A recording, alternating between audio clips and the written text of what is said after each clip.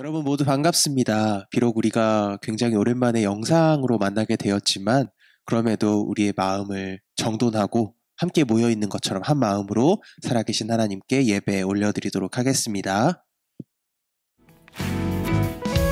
이절로 고백할까요? 어린아이 같은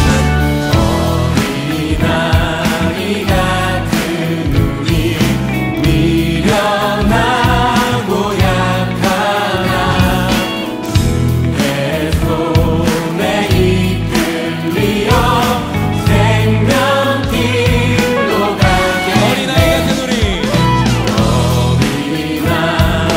같은 우리 미련하고 약하나 주의 손에 이끌리어 생명길로 가겠네. 한 걸음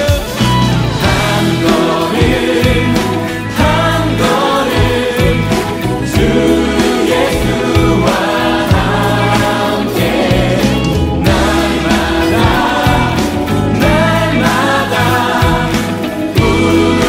우리는 걷게.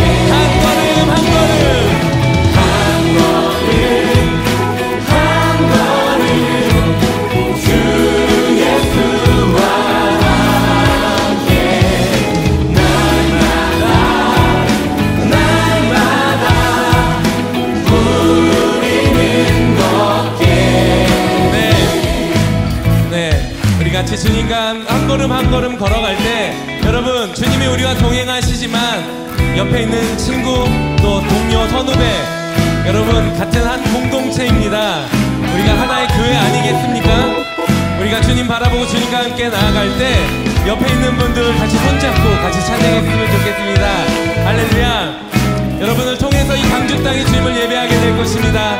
여러분을 통해서 이 땅에 하나님의 은혜와 사랑을 경험하게 될 것입니다. 할렐루야. 그렇게 우리 같이 손잡고 주님 앞에 다시 한번 이 고백으로 주님 앞에 나가겠습니다. 주와 같이 길 가는 것 즐거운 일 아닌가. 우리 주님 걸어가신 발자취를 밟게. 한 번 더 주와 같이 길 가는 것 즐거운 일 아닌가. 우리 주님 걸어가신 발자취를 밟게. 한 걸음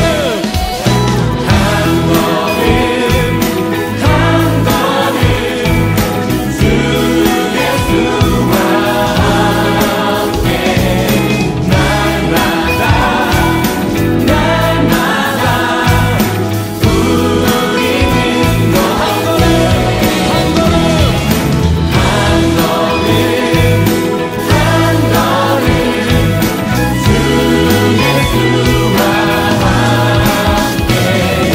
날마다 우리는 너.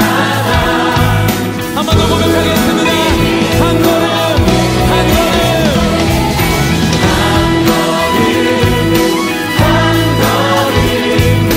주 예수와 함께 날마다 우리는 걷게. 할렐루야. 전능하사 천지를 만드신 하나님 아버지를 내가 믿사오며 그 외아들 우리 주 예수 그리스도를 믿사오니 이는 성령으로 잉태하사 동정녀 마리아에게 나시고 본디오 빌라도에게 고난을 받으사 십자가에 못 박혀 죽으시고 장사한 지 사흘 만에 죽은 자 가운데서 다시 살아나시며 하늘에 오르사 전능하신 하나님 우편에 앉아 계시다가 저리로서 산 자와 죽은 자를 심판하러 오시리라.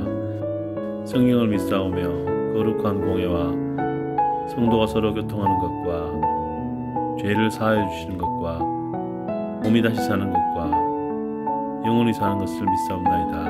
아멘.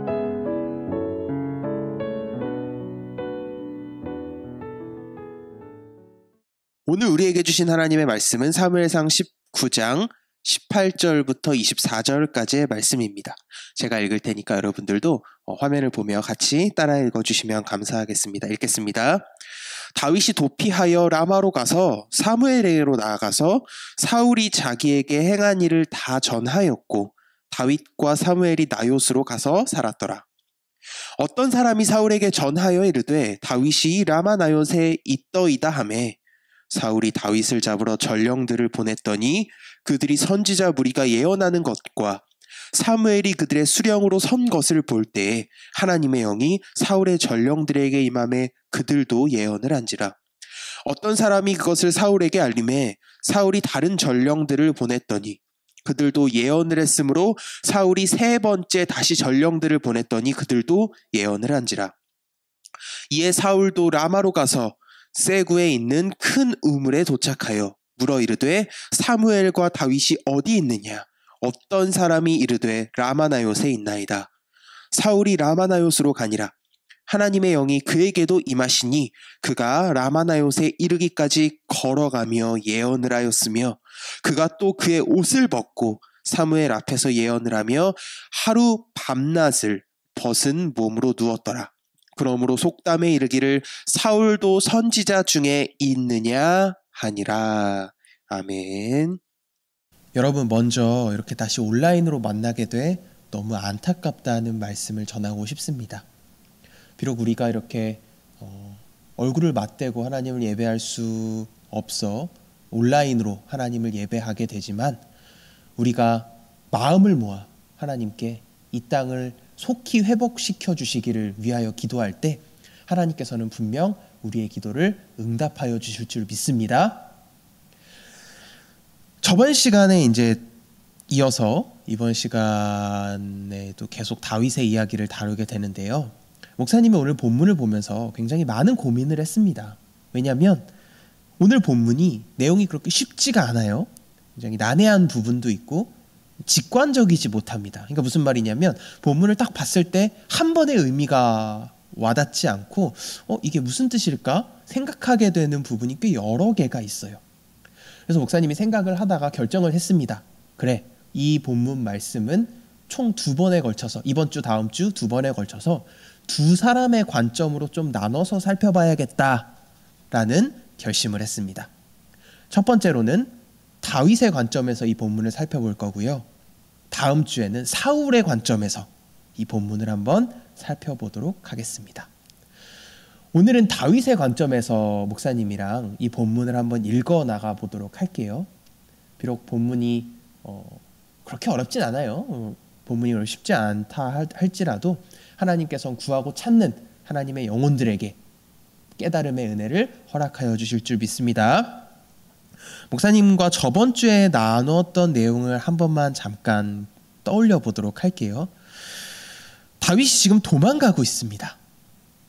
비록 다윗이 도망가고 있는 상황이긴 한데 육체적으로, 정신적으로 지금 다윗이 엄청난 고통 가운데 있지만 그럼에도 불구하고 지금의 이 사건은 하나님께서 다윗의 영혼을 깨끗하고 구별해 주시기 위해 다윗에게 베풀어 주신 은혜의 사건이었다라는 걸 목사님이랑 저번 주에 살펴봤었죠.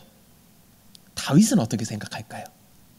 다윗은 지금 열심히 도망가고 있거든요. 도망가고 있는 다윗은 지금 이 사건을 은혜의 사건으로 받아들일 수 있을까요? 보통 우리 신앙의 선배들께서, 어른들이 어떻게 얘기하는 걸 많이 볼 수 있냐면, 그래, 그때 그 사건은 은혜였어. 그때 굉장히 힘들었는데 이게 돌아보니까 은혜더라. 이렇게 얘기하는 걸 우리는 자주 볼 수 있습니다.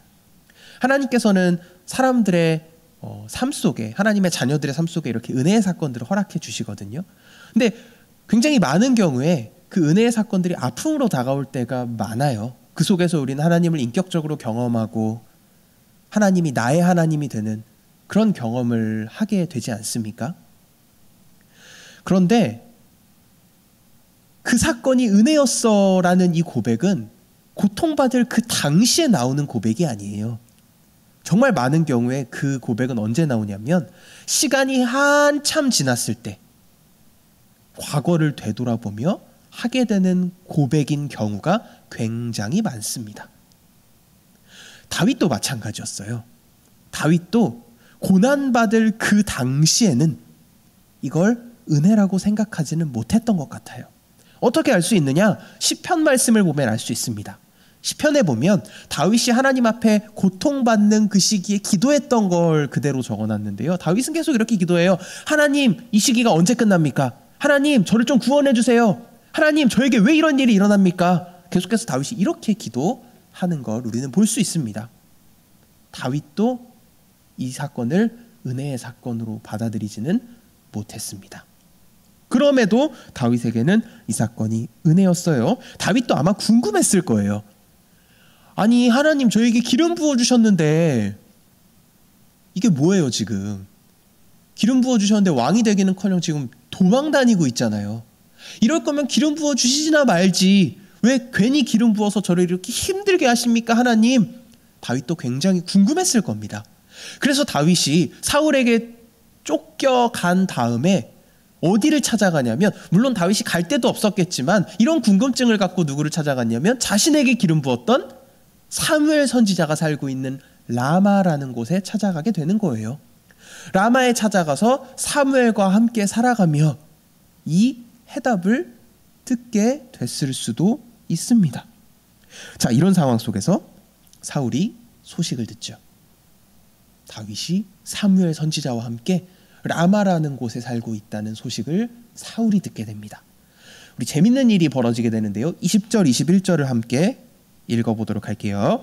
시작. 사울이 다윗을 잡으러 전령들을 보냈더니 그들의 선지자 무리가 예언하는 것과 사무엘이 그들의 수령으로 선 것을 볼 때에 하나님의 영이 사울의 전령들에게 임함에 그들도 예언을 한지라. 어떤 사람이 그것을 사울에게 알림해 사울이 다른 전령들을 보냈더니 그들도 예언을 했으므로 사울이 세 번째 다시 전령들을 보냈더니 그들도 예언을 한지라. 사울이 다윗을 잡으려고 세 번의 군대를 보냅니다. 그런데 세 번의 군대가 전부 다 예언을 하게 돼요. 여러분, 예언이라는 것은 무엇이냐면 하나님의 영이 강력하게 임했을 때 나도 모르게 내 입으로 하나님의 말씀을, 하나님의 뜻을 얘기하는 것을 예언이라고 합니다. 이렇게 사울이 세 번의 군대를 보내는 동안에 하나님의 영이 그 군대에게 강력하게 내리십니다. 첫 번째 군대가 다윗을 잡으러 사무엘의 집에 가까이 왔어요. 가까이 오니까 하나님의 영이 강력하게 임합니다. 그래서 예언을 하다가 그들이 돌아가요. 두 번째도 마찬가지예요. 첫 번째가 그냥 돌아가니까 사울이 두 번째 군대를 보냅니다. 두 번째 사람들이 와가지고 다윗을 잡으려고 사무엘의 집에 가까이 왔죠. 근데 또 하나님의 영이 강력하게 그들 머리 위에 내리는 거예요. 그래서 한 번 더 그들이 예언을 하다가 돌아가게 됩니다. 세 번째도 마찬가지예요. 자, 이렇게 세 번의 군대가 다윗을 잡으려고 했는데 실패했어요. 이제는 사울이 직접 다윗을 잡으러 사무엘의 집까지 오게 됩니다. 그런데 사무엘의 집에 온 사울도 하나님의 영에 압도되어서 예언을 하다가 다윗을 잡지 못하고 돌아가게 되는 거예요. 여러분, 다윗이 이 사건을 보았습니다. 세 번의 군대가, 심지어 사울이 자신을 잡으러 왔는데 아무것도 하지 못하고 하나님의 영에 압도되어서 하나님의 뜻만 말하다가 집으로 돌아가게 되는 걸 다윗이 두 눈으로 똑똑히 목격했어요. 다윗은 이 사건을 통해 하나님이 그럼에도 불구하고 이 환경을 주도하고 계신다라는 사실을 통해 위로를 받게 됩니다. 사랑하는 여러분, 우리 하나님께서는 다윗이 낙담해 있는 것을 그냥 두고 보지 않으십니다. 다윗이 주어진 상황 속에서 낙심했을 때 하나님께서는 그럼에도 불구하고 하나님 자신이 이 상황의 절대적인 주권자가 되신다는 사실을 다시 한번 상황 속에서 다윗에게 말씀해 주시는 거예요. 하나님께서는 때로는 다윗을 피하게 하셨다면 때로는 다윗을 잡으러 온 사람들을 하나님의 영에 감동시키게 하셔서 돌려보낼 때도 있으셨습니다. 방법은 여러 가지가 될 수 있어요. 하지만 그 상황 속에서 가장 중요하고 변하지 않는 사실은 무엇이냐면 하나님께서는 하나님의 백성을 끝까지 보호하신다는 사실입니다. 방법이 어떻게 되었든 하나님께서는 하나님의 백성이 원수들에게 조롱당하며 끝내 패배하도록 결코 내버려두지 않으십니다. 그 하나님이 다윗의 하나님이셨고 동일하게 여전히 오늘 우리의 하나님 되십니다. 이 시간 두렵고 낙담되는 상황 속에서 하나님의 말씀 믿고 담대히 그 길을 걸어가는 하나님의 자녀들의 머리 위에 이 예배에 함께하는 모든 하나님의 백성들 머리 위에 하나님께서 다윗에게 허락하셨던 그 동일한 은혜를 우리 가운데도 허락하여 주실 줄 믿습니다. 하나님 믿고 이번 한 주간도 말씀과 함께 넉넉하게 승리하시기를 예수님의 이름으로 축복합니다.